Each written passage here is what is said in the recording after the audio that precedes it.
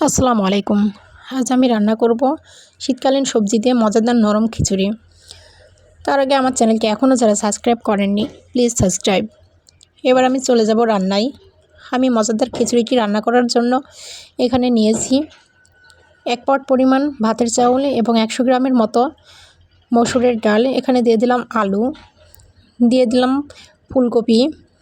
এখানে আমি আরও অ্যাড করে দেব বাঁধাকপি। বাঁধাকপিটা আমি কেটে পরিষ্কার করে নিয়েছি এবং এতে আরও অ্যাড করে দেব কিছুটা লাউগুলো আমি কেটে নিয়েছি। এখানে আমি দিয়ে দিলাম 4 পিসের মতো সিম। এখানে আমি দিয়ে দিলাম 2 পিস পেঁয়াজের পাতা, এটাও কেটে নিয়েছি। এবার আমি দিয়ে দিলাম টমেটো। এখানে 2টা টমেটো আমি ফালি করে কেটে নিয়েছি। আমি আর কোনো সবজি দিব না।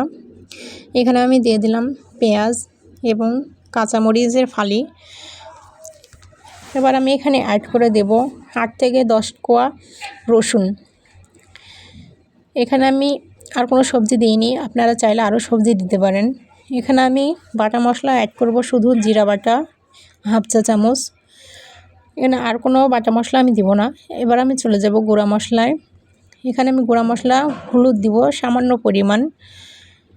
হলুদ বেশি দিবেন না, তাতে হলুদের গন্ধ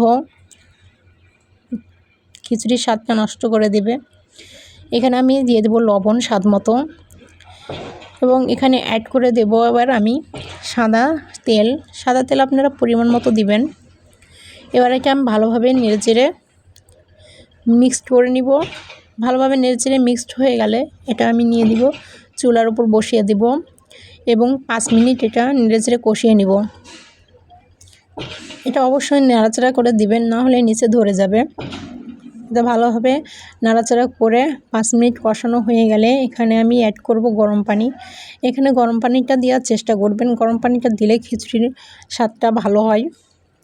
এখানে আমি গরম পানি অ্যাড করে দেব 7 থেকে 8 মগের মতো।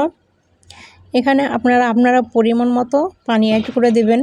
যদি কেউ খিচুড়িটা একটু শক্ত খেতে চান তাহলে পানিটা একটু কম দেবেন, আর যারা একটু নরম খেতে চান তারা পানিটা একটু বেশি দিবেন।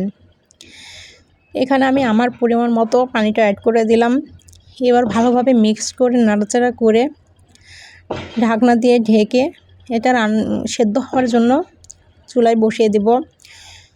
এটা 15 মিনিটের জন্য সেদ্ধ করে নেব ভালো মতো এবং 15 মিনিট পরে দেখেন কি সুন্দর হয়েছে। এবং এটা চুলা থাকা অবস্থায় মাঝে মধ্যে একটু নাড়াচাড়া করে দেবেন, না হলে নিচে ধরে যাবে। আমার খিচুড়িটা রান্না শেষ। আমি নামানোর আগে দিয়ে দেব সামান্য পরিমাণ ধনিয়া পাতা এবং ধনিয়া পাতা দিয়ে এটা ভালোভাবে মিক্সড করে আরও 2 মিনিটের জন্য ঢাকনা দিয়ে ঢেকে রান্না করে নিব। তাহলে আমার রান্নাটা শেষ হয়ে যাবে।